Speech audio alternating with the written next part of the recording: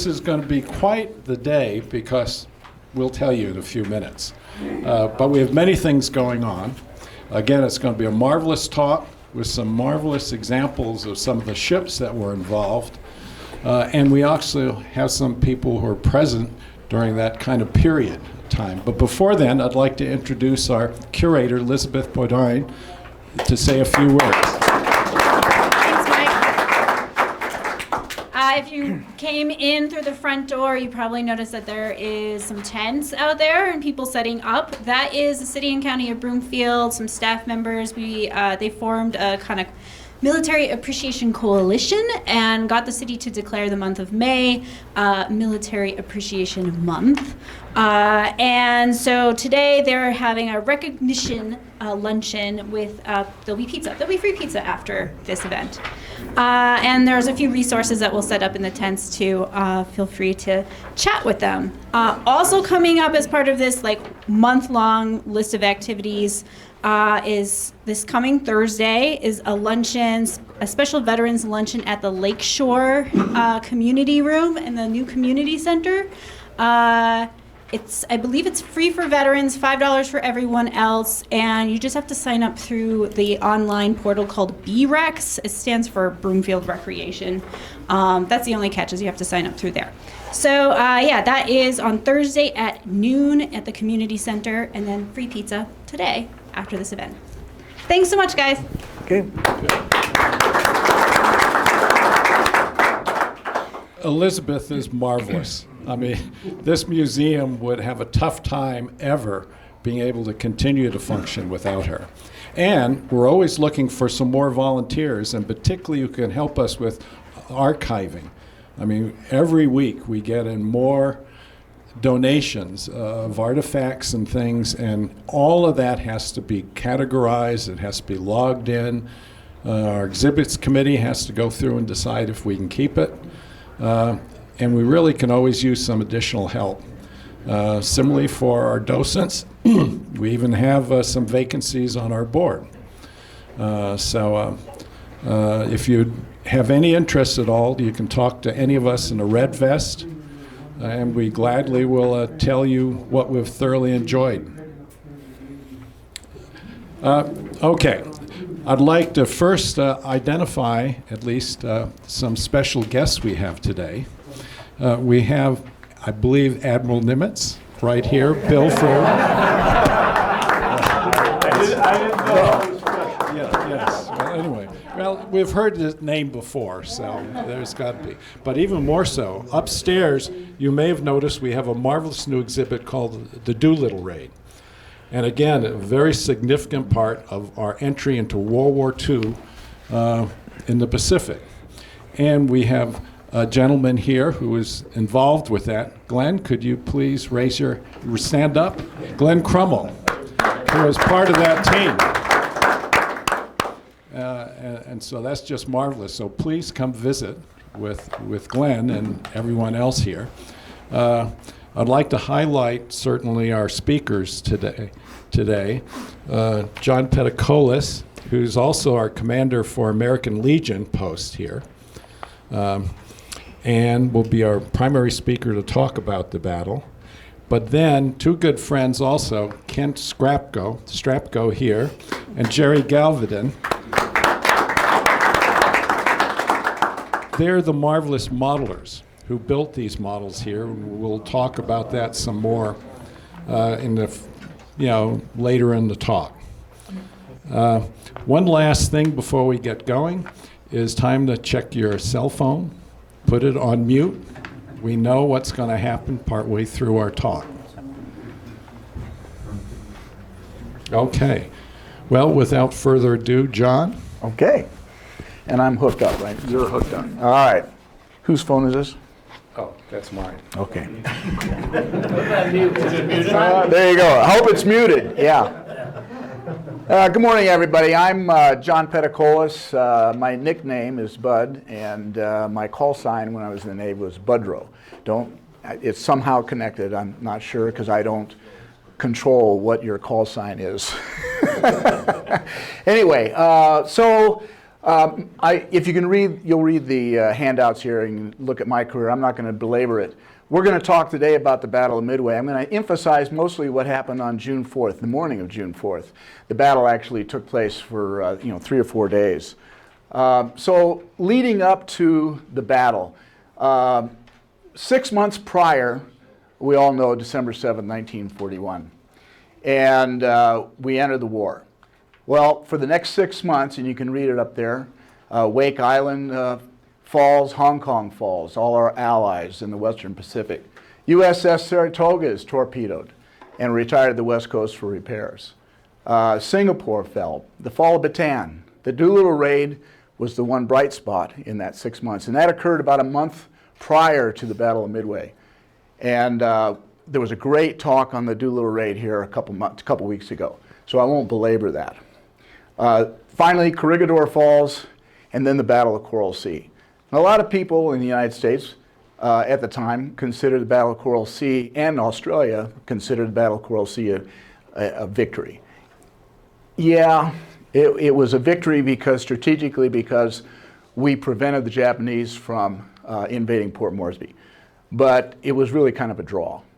And we lost a carrier, Lexington, and the Japanese lost a carrier also.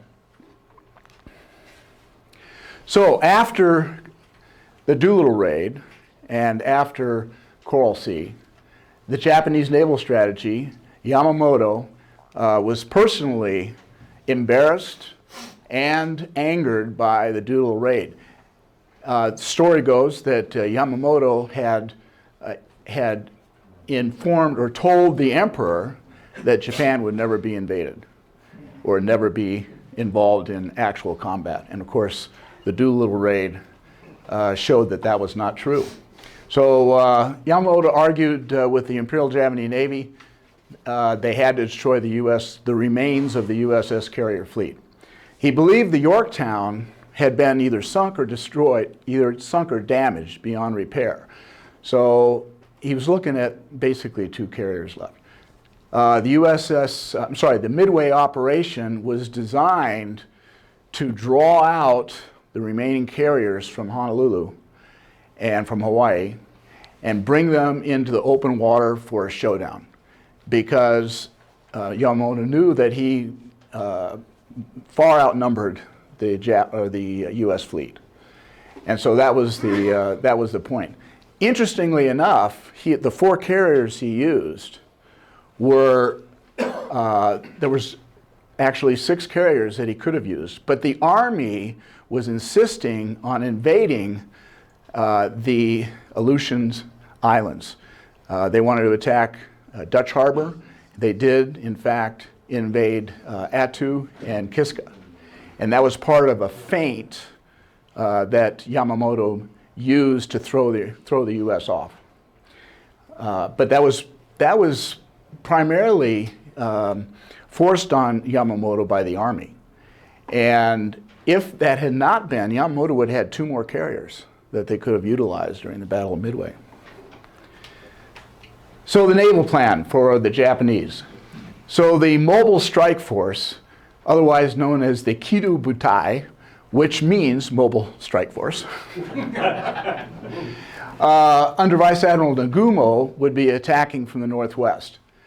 The Midway Invasion Force, which was going to occupy Midway, was out to the west, and they were going to invade or occupy Midway after the Kido Butai had basically leveled Midway. The main body, which with Admiral Yamamoto, was actually trailing the Kido Butai.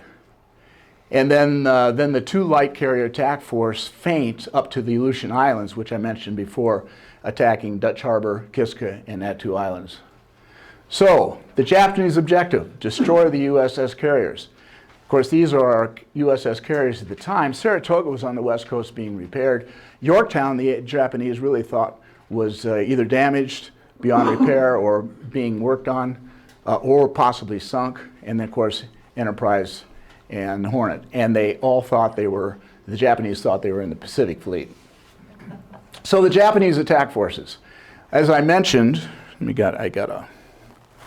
So the mobile striking force, which was the Kido Butai with Nagumo, was right here. Yamamoto trailing in the main body, and this was the invasion force.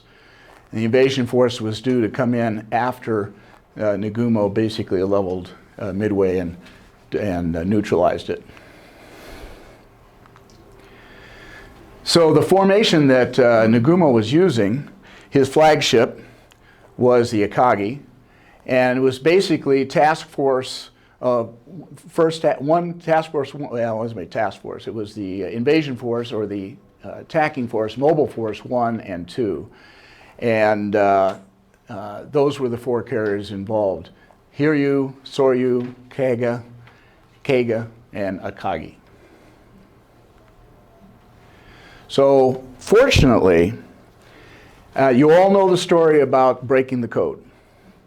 So, you don't know the story? Well, okay. Let me emphasize. So basically, Lieutenant Commander Roquefort, who was in charge of code breaking in Honolulu, there was actually 2, one in Washington D.C. and one in Honolulu, and Roquefort was in charge of the code breaking, and he was convinced that having broken 50-60% of the Japanese code, that there was going to be a major operation against Midway. But he couldn't really convince Washington, D.C. at the time. D.C. thought that the Navy coding breaking in D.C. thought there was probably going to be the Aleutians or something was happening, but they couldn't guarantee it was Midway.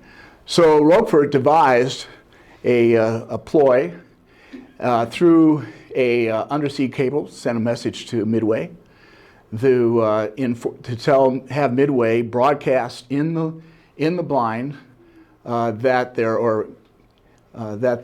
water evaporators were broken.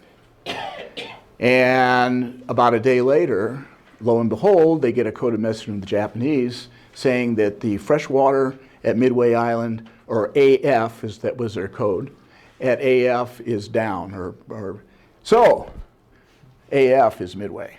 And that was what convinced Nimitz that he had to do something.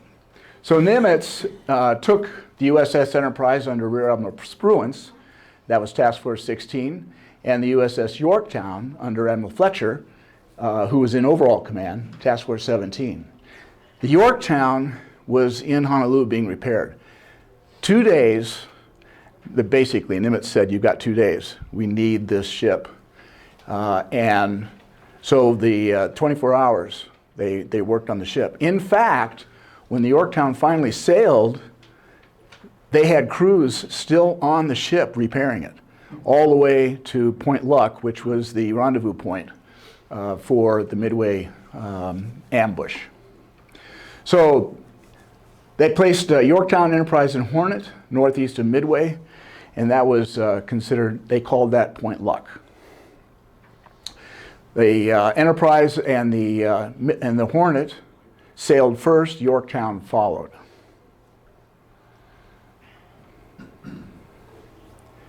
So Nimitz thought that he thought he had, not necessarily, it was a gamble, there's no doubt about it. But he thought there was a parity to a certain degree because, yes, we're outnumbered, yes, they have more carriers, but we have the element of surprise because of the code breaking, and we have Midway Island. So when you look at the aircraft assets plus Midway Island, and you look at the 4 to 5 carriers the Japanese had, actually, we had more aircraft. If you look at it, we had more aircraft than the Japanese. Unfortunately, a lot of those aircraft were on Midway, B-17s, B-26, high-altitude bombers. Not really effective against a maneuvering ship, but I'll talk about that in a minute. If you look at the difference, so the total strength in the Kido Butai was about 260 aircraft. They also had scout airplanes that were out. Fewer scout airplanes than we had, though. We had PBYs, quite a few more PBYs that were out searching for the Japanese fleet than the Japanese had of their scout planes, which came off of their cruisers and battleships. The So that gives you an idea. But if you look, total strength 127 aircraft, Wildcats, Buffaloes, Avengers, these are all, a lot of them obsolete. B-17s, B-26s, high altitude bombers. And the other big difference is the Kido Butai was the one involved with the ships that were involved in the attack on Pearl Harbor on December 7th. And all of these airplanes, except for Yorktown and Enterprise, the air wings were not combat experienced, including Midway Island aviators. They were all really green. Ensigns, first lieutenants, second lieutenants who had never been in combat. So there was quite a difference in that respect. So this kind of gives you an overall picture of what was going on at the time. And if this is Point Luck, this is where the Midway, Yorktown, and Hornet eventually rendezvoused. This is the Yamamoto's plan. And you can see the northern force coming up here attacking Dutch Harbor. They have an invasion force at Attu and Kiska. Here is the Nagumo's Kido Butai, Yamamoto following up, and then this is the invasion force with the ground troops following in. It was a complicated plan. It really required a lot of split-second timing. Here's Nimitz's force. You'll notice these are our submarines, which we had deployed. The USS Nautilus came into play, I should say, during the June 4th attack.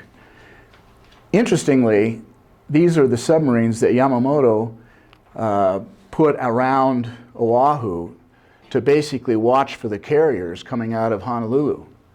Unfortunately, they had sailed first. The submarines didn't arrive until after the carriers were gone. Closing the barn door? Exactly. So now we get into the complicated part. I tried to make this as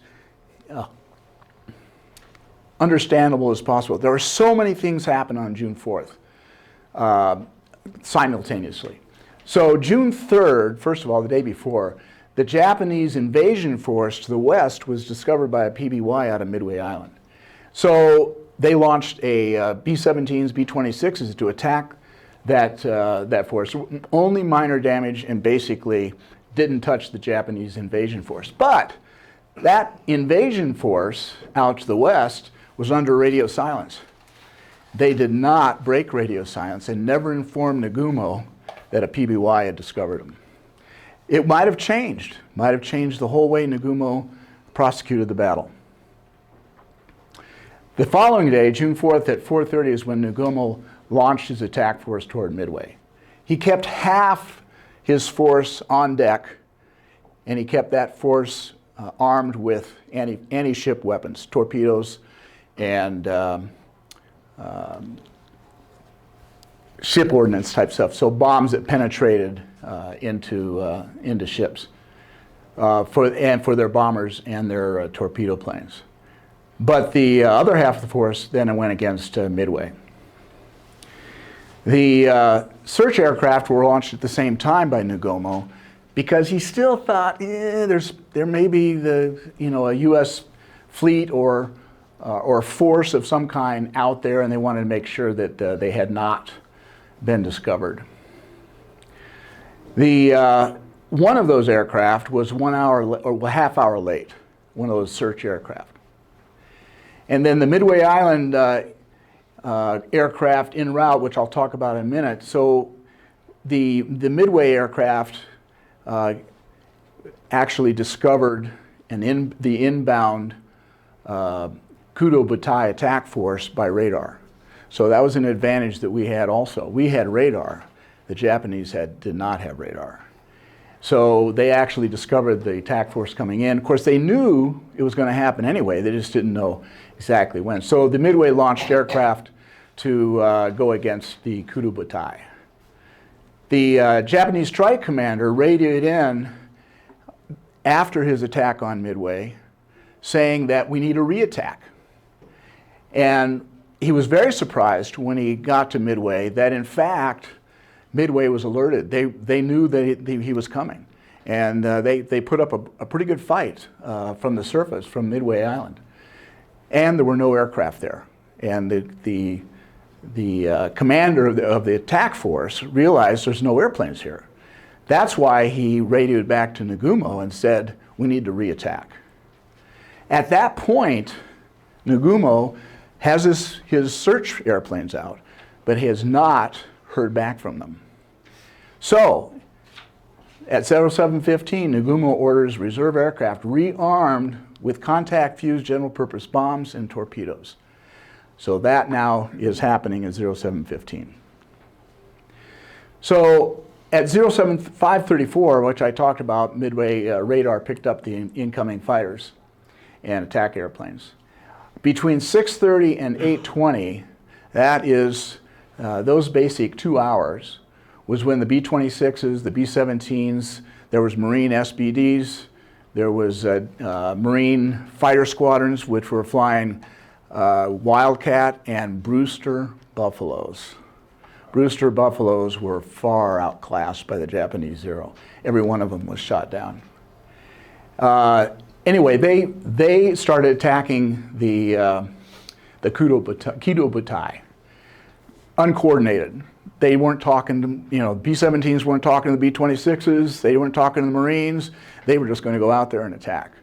And that's what they did. Unfortunately, the high altitude bombers, they drop their bombs, the ships just maneuver around it. They look and see the bombs falling and turn starboard or port to avoid the bombs. And the same with B-26s. There was talk of a B-26 that actually supposedly flew down the length of one of the carriers, Japanese carriers. I don't know too much about that. I'll have to research that. There was also I think it was a B-26 that was damaged and actually aimed at one of the ships, Akagi, I believe, and almost hit it, but didn't make it. As a matter of fact, if you look at the Midway movie, they have the admiral saying, or one of the subordinates to the admiral said, was he actually trying to suicide dive on us? And the admiral said, no, the Americans are not that brave. So supposedly that is a true statement that did happen, or words to that effect. About that same time, at 0750, is when the dive bombers, torpedo planes, and fighters were launched from the USS Enterprise and the Hornet. Immediately, the coordination falls apart. The Yorktown launched about an hour later because Fletcher wanted to keep the Yorktown planes in reserve, just in case they needed them for additional attacking forces. The Enterprise and Hornet, the Enterprise they're basically combat ready. They've been in combat, so that air wing. Hornet, completely green. The Hornet was a new carrier, a new air wing. None of the pilots or their air group commander had any experience in combat, and but they were raring to go. Unfortunately, their coordination fell apart, and I'll talk about that in a few minutes. So the Japanese scout plane, which was late, finally spots the U.S. fleet, and after a few minutes confirms that it's at least one carrier out there. So Nagumo, what's he going to do? When he gets the word at 0800, and this is an interesting thing too because it really impacts. So around 0745 is when the scout plane radioed contact. Around 0800 is when Nagumo ordered weapons change. So it was 15 minutes, and because the way radio worked, you send a message, it goes to the destroyer, or not destroyer, but the battleship or cruiser that launched that airplane, and then it's relayed to Nagumo and the flagship. So there was a delay there. But around 0800, Nagumo orders weapons change to anti-ship torpedoes. Now he's really worried that there's another carrier out there, and he's got to basically take care of that. That's what their purpose was, to destroy the U.S. carriers. All this was going on while the Midway bombers were high-altitude bombers, and other aircraft were attacking the Kido Butai. So the Midway's attacks on the Kido Butai, if you look, we had B-26s, Dauntless attack bombers, B-17s, and Vindicator attack bombers. They basically did not even touch the Japanese carriers. Japanese lost 3 airplanes, and out of 52 American aircraft, at least 17 losses. So Nagumo's dilemma at this point. Remember, he had a attack force out there attacking Midway. It's on its way back. They're running out of gas. They've got to be refueled. They've got to be rearmed. And he's now worried about a carrier, a U.S. carrier, out there somewhere. He has a pretty good idea where it is, but he's got to do something. So his dilemma is launch only a limited attack force that he's already loaded up with anti-ship weapons, or recover the Midway Island attack force, fighter cap, that's combat air patrol, rearm and refuel them, and then launch a coordinated attack on the sighted U.S. carrier. This was the Japanese doctrine. Their doctrine was you don't launch piecemeal, which is what the U.S. did. You launch a coordinated strike, and that's what they were experts at. So his decision was recover the Midway attack force, refuel, rearm them, and then launch them against the U.S. carrier. Although I mentioned that the Midway bombers had not, or the Japanese carriers had taken no hits from the Midway bombers. So that was another reason why he chose to recover the attacking force and rearm.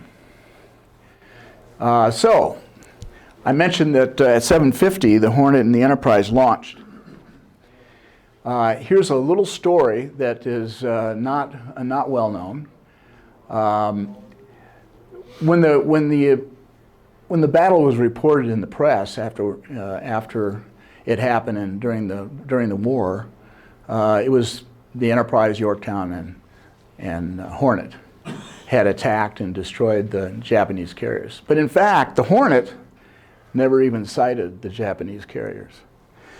The Hornet took off with their air wings, and they proceeded on this heading almost due west.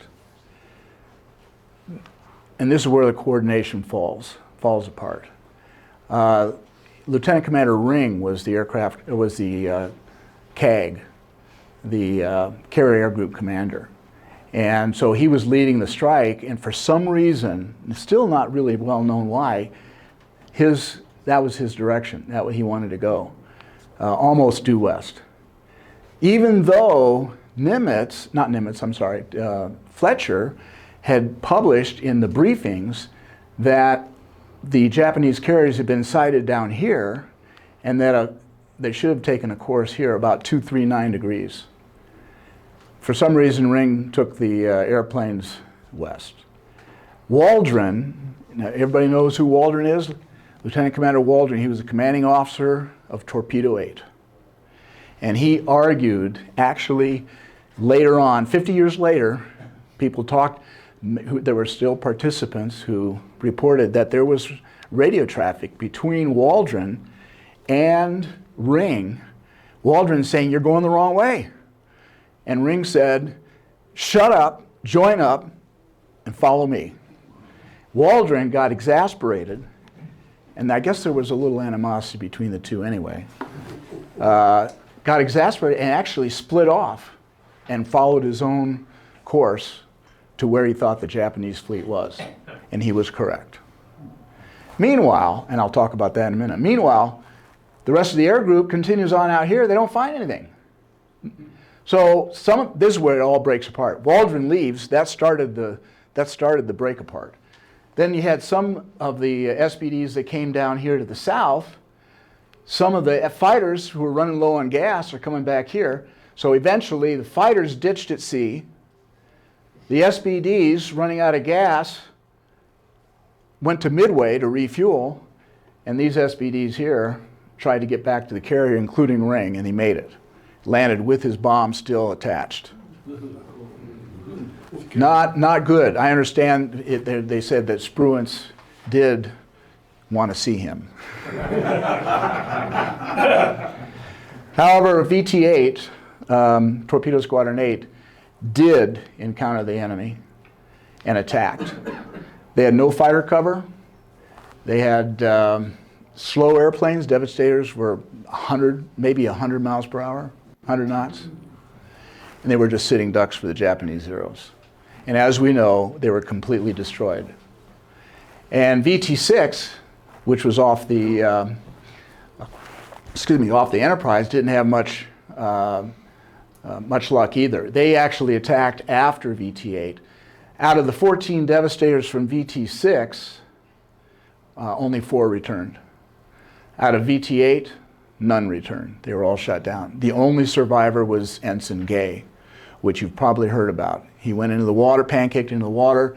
He's treading water. He put a seat cushion over his head because he was afraid that the Japanese, if they found him in the water, they would machine gun him. And because that's what the Japanese did. So he actually put the seat cover over his head and watched everything that happened from the next half hour. There's Torpedo 8 pilots, 1942. I think Ensign Gay is right here. So what was lack of coordination? And actually, the lack of coordination and the piecemeal attacks worked to our advantage. It resulted in piecemeal attacks. It delayed the Japanese counterstrike. Let me go back to here. So if you look here, they were landing aircraft to rearm, refuel, so they could launch. That was when VT-8 and VC-6 launched, or rather attacked. It canceled that launch. They could not. They were maneuvering. They couldn't launch their aircraft against the Enterprise. And so that delayed it by that hour.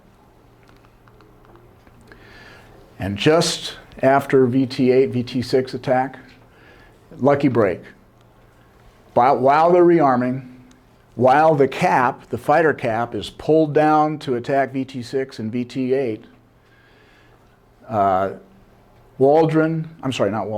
McCluskey and Leslie arrive with their Dauntless dive bombers. Lieutenant Commander Leslie, Lieutenant Commander Waldron.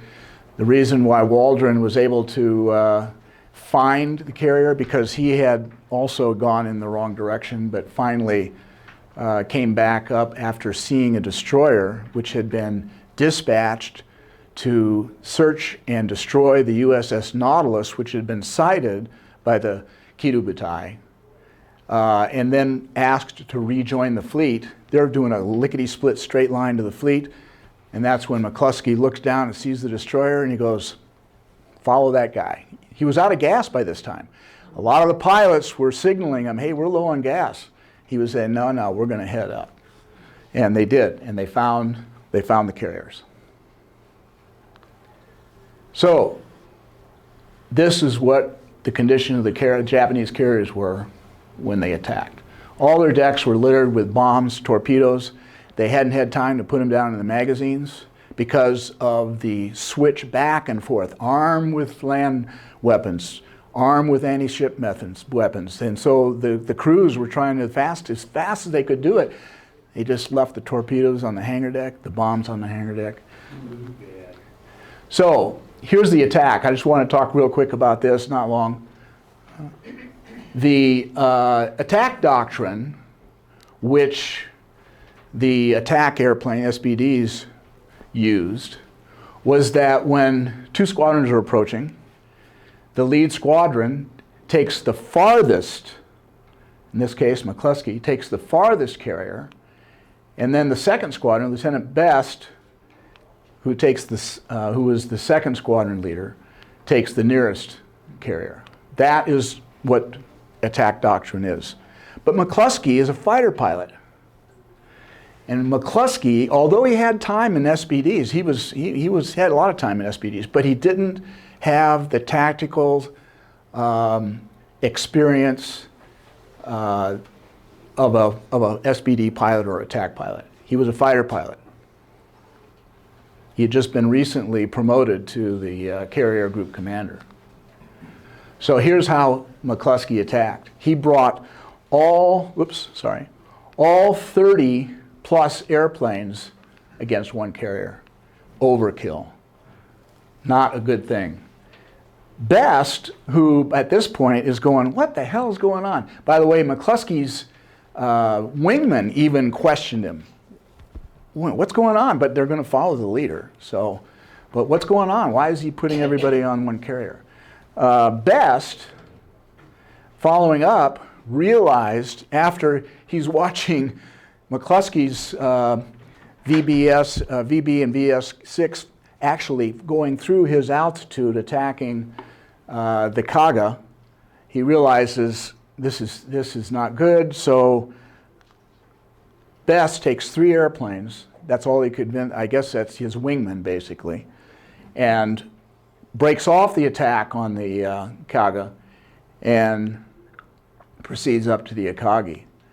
Best was probably one of their better pilots, was one of the best pilots. And he scored the bomb hits, which destroyed the Akagi. McCluskey, his group also destroyed the Kaga. So these two ships here, there we are, the Akagi and the Kaga are now dead in the water. The Hiru, which was further away, was spared, and the Soryu is where the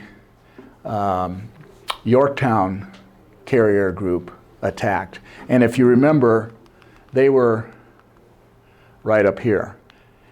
So after the battle, there was arguments. Who was the first to attack? McCluskey said he was, and Leslie said, no, we were the first ones on. It was basically simultaneous. As McCluskey pulled off target, he looked over and he could see that the Soryu was on fire. And as Leslie pulled off, he looked over to the south and he saw that the Kaga and the Akagi were on fire. So it was basically simultaneous. There's the Kaga, completely destroyed. So I'm running out of time. So I knew I was going to reach this point. So the rest of the afternoon, I have summarized. So after the Akagi, Kaga, and Soryu were destroyed, Nagumo transferred his flag, because remember Nagumo was on the Akagi. He transferred his flag to the destroyer Nawaki and then moved it over to the light cruiser Nagara. The last surviving carrier, which was the Hiryu, launched a counterstrike directed at Yorktown, because by this time they knew it was not just the Yorktown, they just knew where a carrier was, and it happened to be Yorktown that they hit. The second wave from here, so they returned, and then there was a second wave from Hiryu, because the first wave, remember their aircraft have been, a lot of them have been disseminated, or had been destroyed, and they don't have a lot of airplanes. The first wave were their dive bombers. The second wave that they sent were the torpedo planes. So the second wave goes out, and it's briefed by the first wave saying, hey, we found a carrier, Yorktown. Well, they didn't know the Yorktown, but they found a carrier and they bombed it and it's on fire. But there's another carrier out there. So the second wave is now looking for the other carriers, right? But the damage control, and I have a lot of sailors in here, so you all know what damage control is. was so good that on the Yorktown, they put out the fires, they got underway again. They were dead in the water for a short time. They got their boilers relit. They were underway. So by the time the second wave looks and they sees a carrier down there, it's not smoking, it's not on fire, and it's underway. That must be the other carriers. So they bombed the Yorktown again. And that was the one that put the Yorktown under. After that, the Hornet and Enterprise launched about 4 o'clock in the afternoon. Another strike. They found and bombed the Hiryu, and they destroyed the Hiryu. June 6th, which was a couple days later, the Yorktown is listing heavily, and it's been evacuated. There's no men on board. The USS Hammond has been pulled alongside the Yorktown to provide power, and they've actually got the Yorktown under tow to take it back to Honolulu when a Japanese sub comes across and torpedoes the Hammond and the Yorktown. Hammond is broken in half immediately, goes down in seconds, and the Yorktown is finished. And then on June 7th, remember I told you Hornet didn't even see the enemy? They didn't even see the carriers. Well, they finally got some combat experience by sinking the Mikuma when they discovered the Mikuma. And I'll let the others talk about Mikuma and the other Japanese ship that actually collided. So. You have a question? Yes. John, on the statistics that were shown, it showed that the Japanese had some planes that survived. Where the hell did they land? Yeah. They didn't. Well, the ones that would survive, I mean, some of them were picked up. The airplanes didn't really survive. There were some scout airplanes that were picked up by the cruisers and stuff. Oh. But as far as their attack force, but they lost 250 plus airplanes. I mean, almost the entire thing. But there were several that survived. Those were the scout planes. Scout planes, okay. Yeah, and the big thing too was that these were experienced combat veteran Japanese aviators, and many of them were killed. But that's not necessarily all of them, and they still had a lot of combat experience. The biggest thing was on those 4 Japanese carriers were all the mechanics, all the guys that took care of the ships. They went down. They went down with the ships, and they lost all that expertise, which was very hard to recover. Here's the Yorktown being bombed, and its list. Does anybody know who that ship is? That's not the Gwyn, is it? The Hammond? No, could have been the Hammond. It might be the Hammond, yeah. And I assumed it was when I first came, but then I found out that your dad was coming back to assist the Yorktown. And of course, this is the Yorktown being bombed. This is kind of an overview of all that happened. If you notice all these zigzags and blah, blah, you have to realize that in order to launch and recover aircraft, carriers have to turn into the wind. And that's why you see all these zigzags on the side here. Plus, these guys are avoiding those high-level bombers. So they're maneuvering. And by that way, the Japanese ship handling was really, really good. They avoided all those high-altitude bombs. But that's why you see it so squirrely. And this gives you an idea of all the things that happened during the day. So U.S. Navy success characterized in my order of importance. First of all, element of surprise by breaking the Imperial Japanese Navy Code. The Japanese Navy mistakes, not knowing whereabouts of U.S. carriers. Squadron commanders and CAG initiative. The squadron commanders, Waldron, McCluskey, they were running out of gas. They took extreme measures, extreme bravery. When they launched, they didn't really think they were going to come back. They thought it was the end. And then, of course, pure luck, good and bad in the fog of war.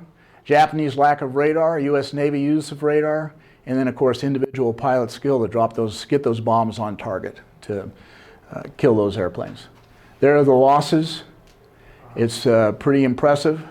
4 carriers in the Mikuma, 250 planes, 121 airmen, over 3,000 men, Yorktown, Hammond, and then 144 planes, 210 airmen, and 362 men total. So a clear-cut, decisive American victory. Yes?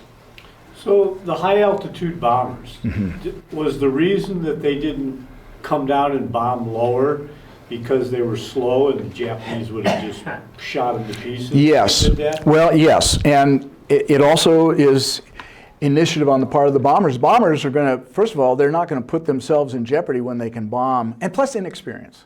They just were not experienced at bombing a moving target. But they bombed from 20,000 feet. It seems like if they would So- have come down and laid them right on. Yeah, so, drop those bombs, and the Japanese are just looking up there and go, oh, yeah, I'll just move out of the way here. There's a great picture, by the way, taken by one of the B-17s. And it shows the Japanese carrier maneuvering and all the bombs missing on each side. I was going to try to have that picture, but it's in a book. I didn't able to get it. But it was a very impressive picture. Yes? Just kind of curious about, was there a difference in capability between a U.S. aircraft carrier versus a Japanese aircraft carrier in terms of? Well, the Japanese carriers were large, and as far as difference is concerned, I mean, they both had torpedo bombers, regular bombers, fighters. No, the air wings were pretty much the same. There were differences in numbers. The Japanese Zero was considered the top line fighter of the day. The Wildcat fighter of the Americans was okay. The SBD was a good dive bomber, and it turns out when there's no bombs on it, it's a pretty good fighter too. Yes?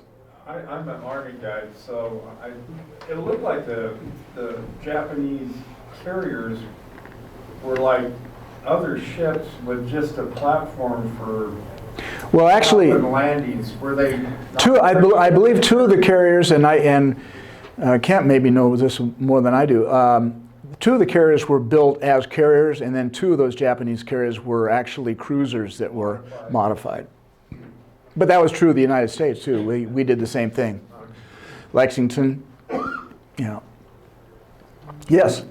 Yeah, I just got done reading Ian Toll's first volume of his 3-part series on this, and it ended with Midway. But he said that one of the biggest differences between the carriers was the American ability to put out fires. And, Absolutely. Damage control. And damage control of their carriers versus the Japanese. That's true. Are more offensive minded. So the Japanese carriers probably in many cases were lost simply because they could not manage. That's true. There was, it compounded the fact that they had bombs and torpedoes hanging, all over the hangar deck. That's what started the fires and explosions. But you're right. Their damage control was not adequate. Their fire suppression, their training was not very good, and that led to the loss of the ships. Yes. I was just saying one other quick thing is, the book also said they upgraded the radars on the carriers before the Coral Sea battle, so they actually could see further out and determine as the Japanese carrier aircraft were raised, their altitudes. That's true, and they could see them. They could see them coming, and that was an advantage that the American carriers had. They knew when the Japanese were inbound. The Japanese did not know when we were inbound. Same with Midway. They had radar on Midway. When Waldron broke away, VTA, Yeah. was there, when they got to the fleet, did they radio in that they found them? Well, that's a good question. I don't know, because they actually had the PBY had actually discovered the Kido Butai. So at least 2 of the carriers. They found 2 of the carriers, and that's what they were going after. And that was that initial heading of 239 degrees was predicated on the sighting. For some reason, Ring took about 269, 270 degrees because he he knew better, I guess. Nobody seems to know why he took that heading, but a lot of them question, why are you going this direction? The reason I bring it up is that if there was communication, there was a lead radio guy that did that. Right. That kid was from Denver. Oh, yeah, there you His name go. was Ronnie Fisher, Oh, cool. and I can tell you more about that. Yeah, that'll be interesting. And so he was part of what? He was the radio man, lead radio man on In- VT8. VT8? Mhm. Well, there was That no, was the, or there were no squad- survivors of VT8, so except for Ensign Gay. No, that's right. That's right. Yeah, But VT6 maybe. No, if he was on Torpedo Squadron 8, and he was part of that first attack where they all got shot down. So he survived. He did not survive. Oh, okay. I was under the impression that you were saying someone else survived. I'm going, I don't think that's He true. was an only child from East High School. Interesting. Okay. Yeah. Okay, one more question, then we're going to proceed to Does the anybody next like to step. ask, I've already asked a question, anybody else like to ask a question?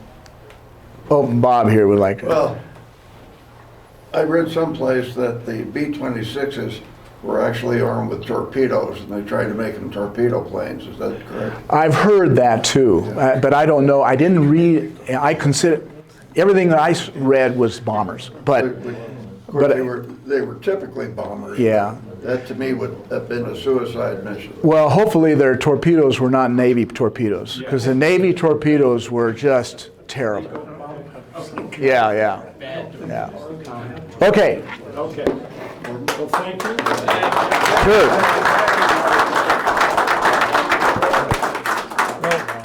Well,